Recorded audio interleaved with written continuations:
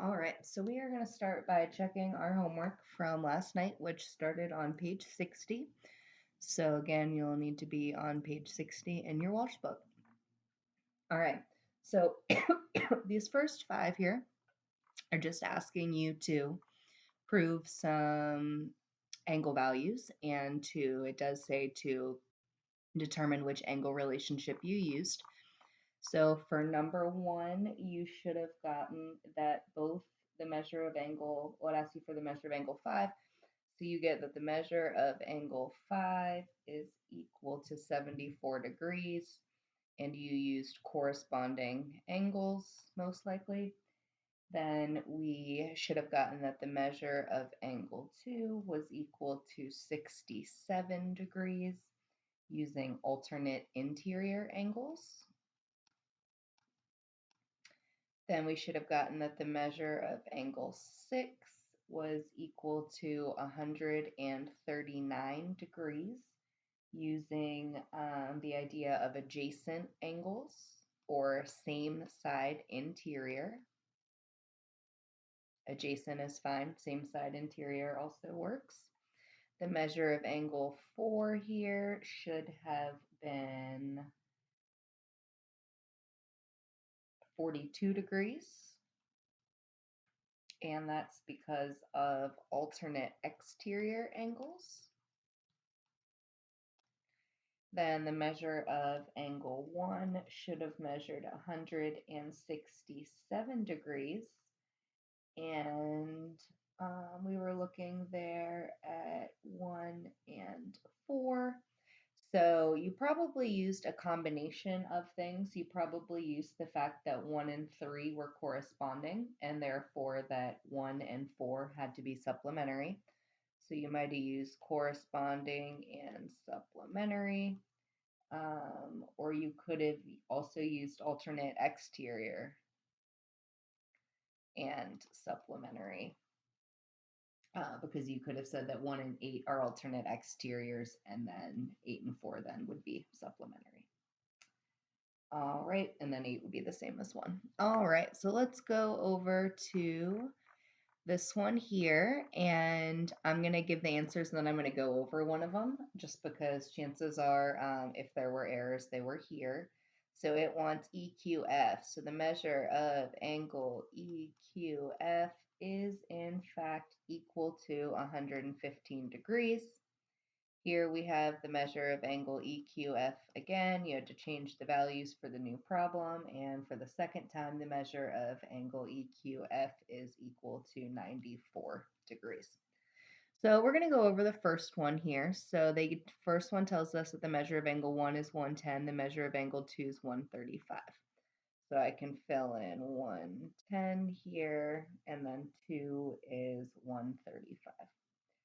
So just like in class, this is one of those problems where you want to create your own parallel here.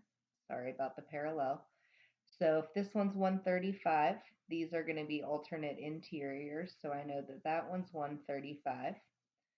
So now these two have to be supplementary. So if that one's going to be 135 and they have to add up to 180, that's going to make this one here 45.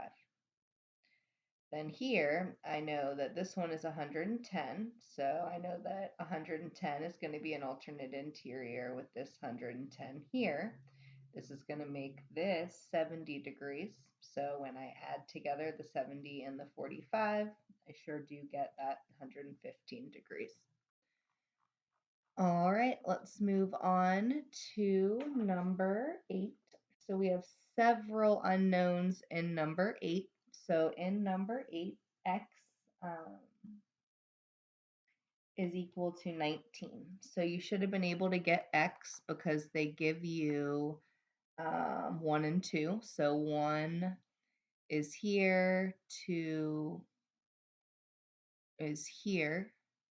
So you've got the fact that you have the relationship that this is going to be corresponding here, so that these are going to be supplementary. So hopefully you recognize there. So we have a supplementary relationship that allows you to get x equals 19.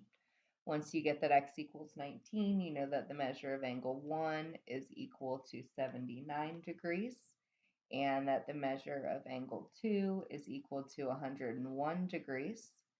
Then here we know that the measure of angle 2 is going to be the same as the measure of angle 3, because 2 and 3 there are going to be alternate exteriors. You've got parallels and a transversal, so 2 is going to be the same as 3. So that allows you to say that y is equal to 11 and that the measure of angle 3 is equal to 101 degrees. And that was all of your homework. So now you're going to go ahead and move forward in your Walch books to today's lesson, which is going to begin on page 81. All right, so we have moved on to page 81, and we're going to look at some information about what we know about isosceles triangles. So most of us have known for a really long time that an isosceles triangle is a triangle where two of the sides are the same. Some of us have taken that information to also recognize that if two of the side lengths are the same, then that also means that two of the angles are the same. So when we're looking at this triangle here, it's asking us to identify the congruent sides and angles. So we know already that these tick lines indicate to us that we are looking at congruent angles. So I'm going to go ahead and identify the fact that I know that AB is congruent to AC. So I know that AC is congruent to AB. That's the opposite of how I said it the first time. Doesn't matter how you write it, the same thing. So I know that those angles are going to be the same. So in an isosceles triangle, we're looking at a situation where we know that AB is congruent to AC, and we know that the base of this figure is BC. So these base angles here are also congruent because these base angles, and in an isosceles triangle, the legs are congruent. So however you're looking at it, even if this were flipped upside down, whatever the two pieces that are the same are always going to be called your legs. So you've got your congruent legs and then you've got your base. So your base angles in an isosceles triangle are then also going to be congruent. And another way to think about that is they're the angles that are like across from the legs that they create. So that is going to allow us to say we know that the base is line segment BC, which means that your base angles are B and C, and they've got to be congruent. So you know that your base angles of B are congruent to your base angle of C. Well, now that allows us to pretty easily calculate our value of x, because if I know that these angles are equal, I just set them equal to one another. So I say that 4x is going to have to be equal to 6x minus 36. Well, I'm going to subtract 6x here, and I get that negative 2x is equal to negative 36. And when I divide, that gives me that x is going to be a value of positive 18. So now it's just asking me to calculate each angle measure. Well, if I'm calculating for angle B, that's 4 times 18. And 4 multiplied by 18 is going to give me that the measure of angle B is equal to 72 degrees. Then for angle C, I'm going to do 6 multiplied by 18. And then I'm going to subtract 36, or I don't even have to do that because I know that the angles are going to be the same. So I know there that the measure of angle C is also going to be 72 degrees. Now it does ask me for each angle measure. So what I do know is that I still need to find the measure of angle A. Well, the three angles add to 180. So 2 times 72, those are your first two angles, plus the measure of angle A has to be 180. So when you solve this equation out, that's 2 times 72 gives you 144, plus the measure of angle A is going to be 180. So when you subtract, you get that the measure of angle A is equal to 36 degrees. So when it asks us to summarize our findings, since it asked for the angle measures, that's just that the measure of angle A is equal to 36 degrees, the measure of angle B is equal to 72 degrees, and the measure of angle C is also equal to 72 degrees. All right, so we're going to use the distance formula today just for fun because we don't ever use it. But right now I don't have a piece of graph paper and I don't want to put a piece of graph paper on here, even though it'd be really easy, because I just think that we should do the distance formula because some of us probably don't even remember it. So what we are going to do here is we are going to determine whether or not this is an isosceles triangle. So I'm going to just draw a little rough figure here. I don't know if these points are going to make sense at all, but I still want a visual. So I know that A is -4, 5. I know that B is -1, -4, and that C is 5, 2. All right, so if I want to know, it's asking me to determine whether or not this is isosceles, I need to determine what the measures of the side lengths are. Then, once I know what the side lengths are, I can determine which angles are congruent. So I know that the distance formula tells us that the distance is equal to x2 minus x1 squared plus y2 minus y1 squared. So things you have to be careful with in the distance formula is this negative. This negative is embedded, so oftentimes it leads to addition. So we're going to start by finding the line segment AB, which is going to be -4, 5, and -1, -4. So if I go to find the distance between my x values, that's going to be -1 minus -4 squared plus, and then my y values, -4 minus 5 squared. So that's going to give me, well, that's -1 plus 4. So that's going to give me 3 squared. And I'm adding that to -9 squared.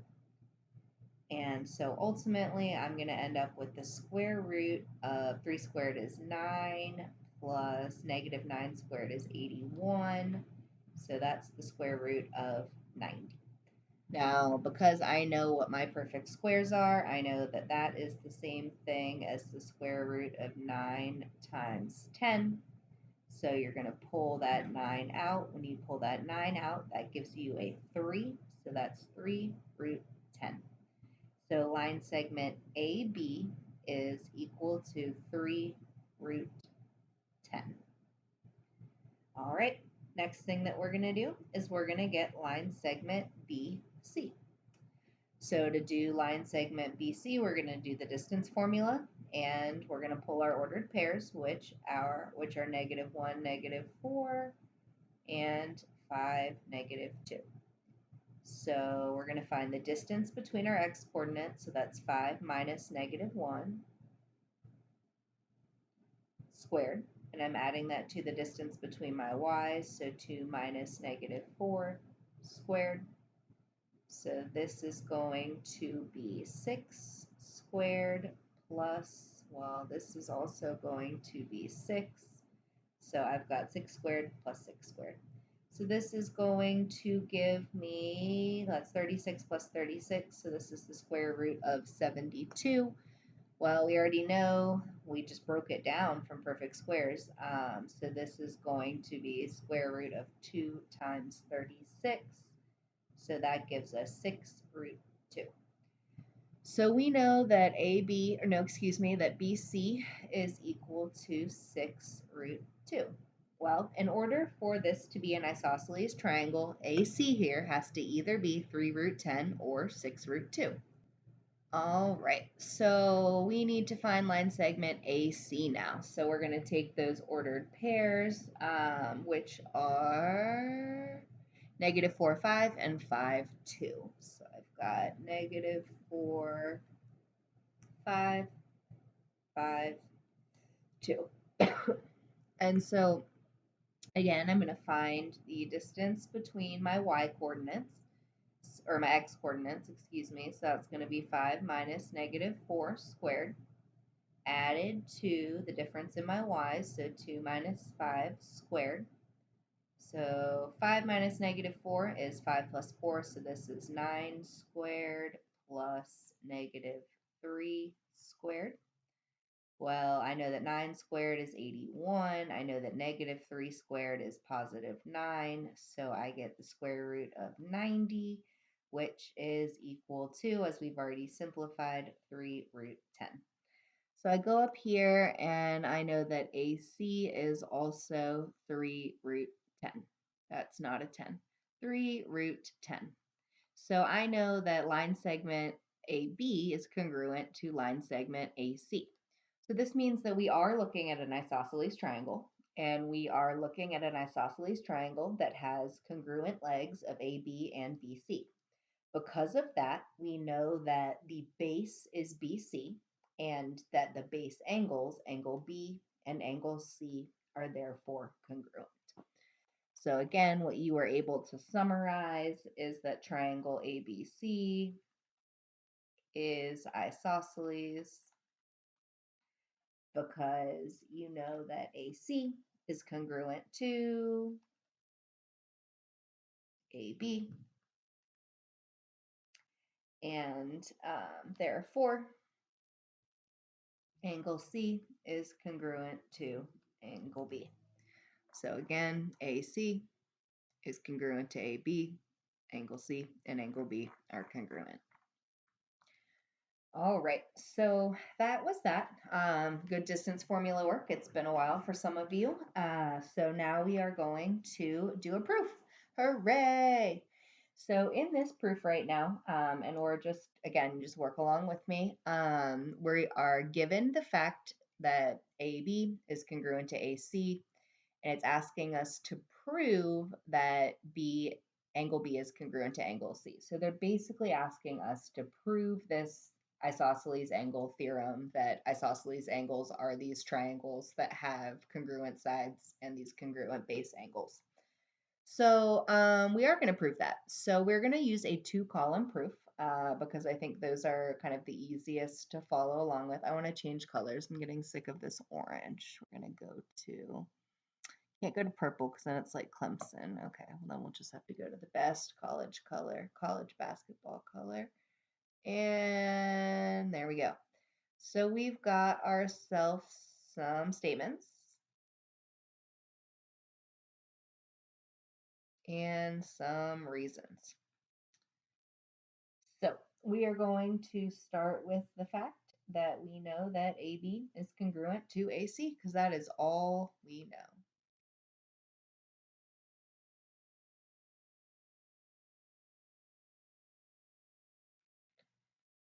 So what we are going to do here is we are going to do one of those weird things in proofs that you do where you just create something that's going to help you. So we are going to create a perpendicular bisector.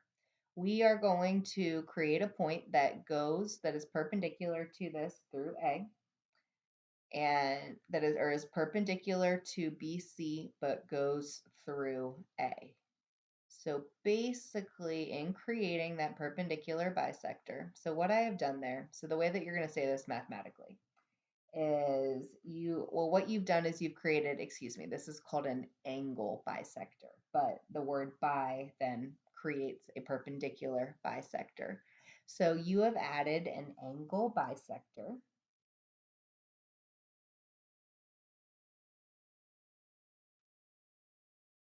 through A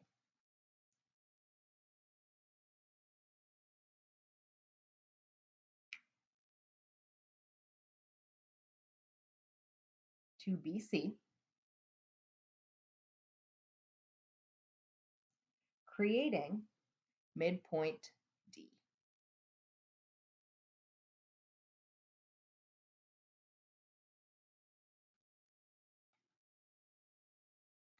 So now we have another point there. We have point D. All right, and the reason that we are allowed to do that is this geometric fact that there is exactly one line through 2 points. So they're saying that there is exactly one line that exists between 2 points. We created that point D, we extended it A through D and created that perpendicular bisector. So what this would literally look like is there is exactly one line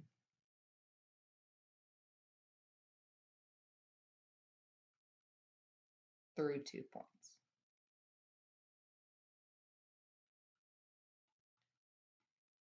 So now what we have done there by putting that angle bisector is we've actually created some other information that we know is true. So because this is called an angle bisector, that word bisect tells us that this angle is congruent to this angle. So technically that DAC is congruent to DAB. And so that we do know that now. So what I'm going to say now is that we also know that this was this midpoint D. So what that allows us to state is that BD is going to be congruent to DC. So that's the next statement that I'm going to make is that BD is congruent to DC, and that is the definition of midpoint.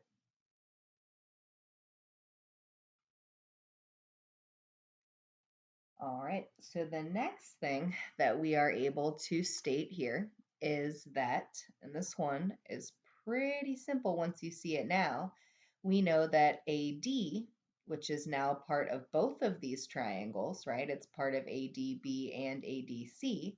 We know that AD is congruent to AD, excuse me, itself.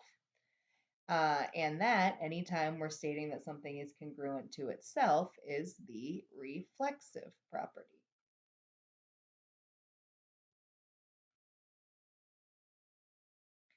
So now what we are able to state is if you look here, you've got triangle ABD here, you've got triangle ACD here. And what you notice is that each one of these has 3 sides that are congruent. So at this point, you know that these triangles are congruent. And if you think back to your triangle congruence theorems, we know that triangle ABD is congruent to triangle ACD. And again, when the 3 sides are congruent, that is the side, side, side congruence statement. So now we know that the triangles are congruent. And because we have proved that the triangles are congruent, we can now state that any corresponding pieces of those triangles are congruent. So we're trying to prove that B is the same as C. Well, B is the angle formed by the 1 tick, 2 tick intersection, and C is the angle formed by the 1 tick, 2 tick intersection. So B and C are corresponding angles in their respective triangles. So because they are corresponding angles within their specific triangles, we are now able to say that angle B is congruent to angle C. And that is that weird thing that we've used before, that is that corresponding parts of congruent triangles are congruent. So that's corresponding parts of congruent triangles are congruent. CPCTC. And that really is like an actual acronym that people write, which is like, I don't even understand why there's so many acronyms. But that is a real thing, and it does allow us there to state, because you know that those 2 triangles are congruent, that those bases are congruent. Also, some of you might be asking, like, if you know that this is the same and you know that this is the same, couldn't you have also used angle side angle? Yes, there are other relationships you could have used here. So that's one of the things about proofs, is that there's not just one way to do each one of them, but that is a way through that proof. So now we're going to look at a situation where we have an equilateral triangle. So there's several ways to look at this problem. And probably the easiest way to look at this problem is to recognize that when you have an equilateral triangle, actually, I think you have to know this in order to start this problem because I don't know how you'd start it without knowing this. Yeah, you would not be able to. Okay, so you're starting with a right or with an equilateral triangle here. So equilateral triangles are also angular. So that means that anytime you have an equilateral triangle, all three angles are also equal. Well, all triangles are made up of 180 degrees. So anytime you split 180 into three equal angles, they're always going to be 60 degrees apiece. So I know that that's 60 degrees, that that's 60 degrees, and that that is 60 degrees. So at this point, I'm able to find x and y pretty easily. I know that if I take 4x and I add it to 24, it has to give me 60 degrees because that's the value of each one of the angles inside of an equilateral triangle. And again, I knew it was equilateral because of these tick marks, the one tick mark on each side. So when I subtract 24 from each side there, I'm going to get that 4x is equal to 36. And when I divide, I get that x is equal to 9. So this question is just asking me to find x and y, so I know that x is equal to 9. So if I continue along here, I know that these two pieces here are supplementary. So I know that I can take 60 and I can add it to 11y minus 23, and that's going to give me 180. So when I combine like terms, I'm going to take 60, I'm going to subtract away 23, so that's going to give me 11y plus 37 is equal to 180. When you subtract the 37, you get that 11y is equal to 143. And when you take that 143 and divide it by 11, you get a y value of 13. So at this point, you have both of your x, you have your x value as well as your y value. You also could have taken your 60 here and your 60 here and set it equal to 11y minus 23. So you could have done 11y minus 23 equals 120, and you would have gotten the same answer using exterior angle theorem. So again, that's a y value of 13. All right, so we're going to do one more proof. I'll try to do it quickly. I know this has been a little bit of time here, but I appreciate your commitment to getting this done. So it says we've got triangle ABC, and it tells us that it is equilateral, so I can go ahead and throw one tick mark on each side. And it asks us to prove that it is equiangular. And that word just means that all of these angles are equal. So we're going to start with we're going to do a 2-column proof, not too many steps here. And one of the major steps that we're going to use is the isosceles angle theorem, which is what we have just been talking about, or the definition of an isosceles triangle, I guess is what it is. So this is going to be statements here. This is going to be reasons. So I know that I have that triangle ABC is equilateral. And that's going to be what is given. And some of us are like, well, duh, they're equiangular because you split it into 3 pieces and it's 180 and you divide 180 by 3 and it's 60. Hooray, proven. It's not quite that easy because it wants us to use geometric relationships. But it's also not super hard. So we know, so what we know, or one thing that you might know, is that all equilateral triangles are also isosceles triangles because because the definition of an isosceles triangle is that it has 2 equal sides. Well, this does have 2 equal sides. It just also has a third one. So it does happen. Well, I guess you could argue that, but you are going to be able to use that reasoning here to help. It's always going to work through geometric reasoning, I guess, if that makes sense.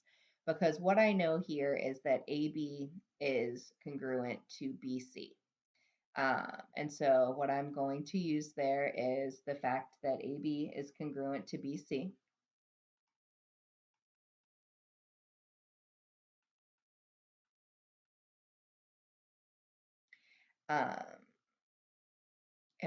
And the reason that I know that is what is given. So I'm using the given again, even though it's not, I guess technically I'm using the definition of an equilateral triangle.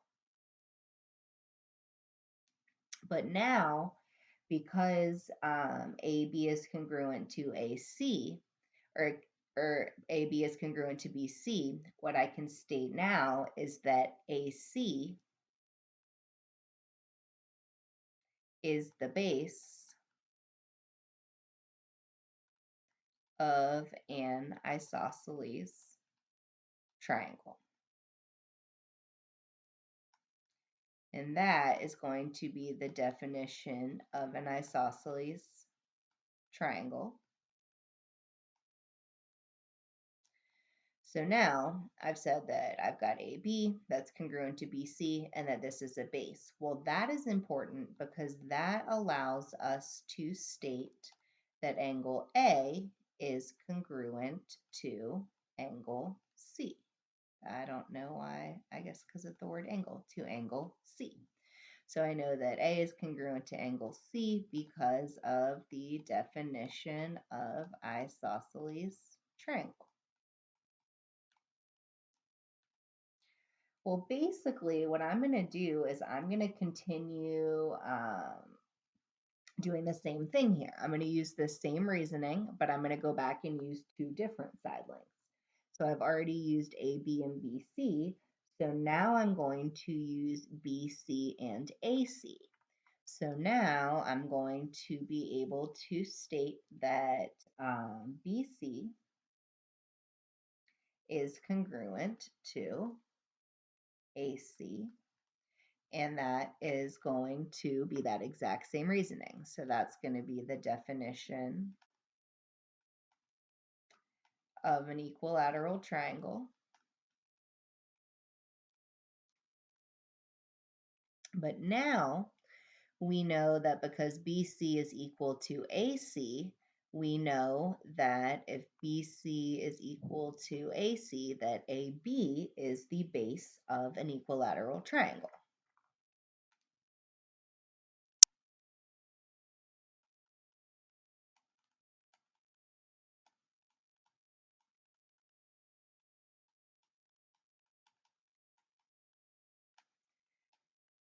And that is, again, the definition. This should be isosceles, sorry.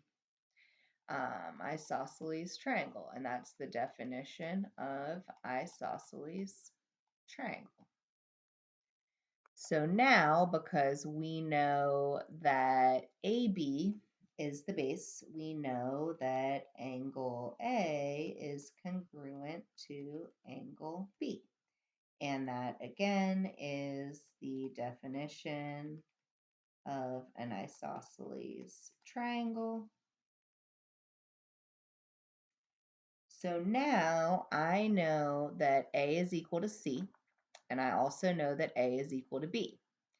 So if A is equal to C and A is also equal to B, then C is going to be equal to B.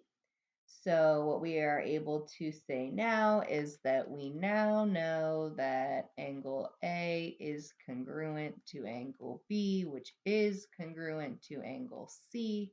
So therefore they are all congruent, and that again is that transitive property. It would allow us to just say that A was equal to C. We wouldn't have to put that B in there, but because we are trying to prove that this is equal angular, you want to put all three of them together. So I hope that that is helpful there as you are looking at isosceles triangles. Your homework is going to be page 84, 85, and 86, except that you do not need to do number 10. So again, you do not need to do a 2-column proof unless you really, really want to. That is not necessary. So again, that would be page 84, 85, and 86 without number 10. All right, so you'll have another lesson tomorrow, and just keep on keeping on and emailing me with questions and concerns. All right, I hope you guys are well. Bye.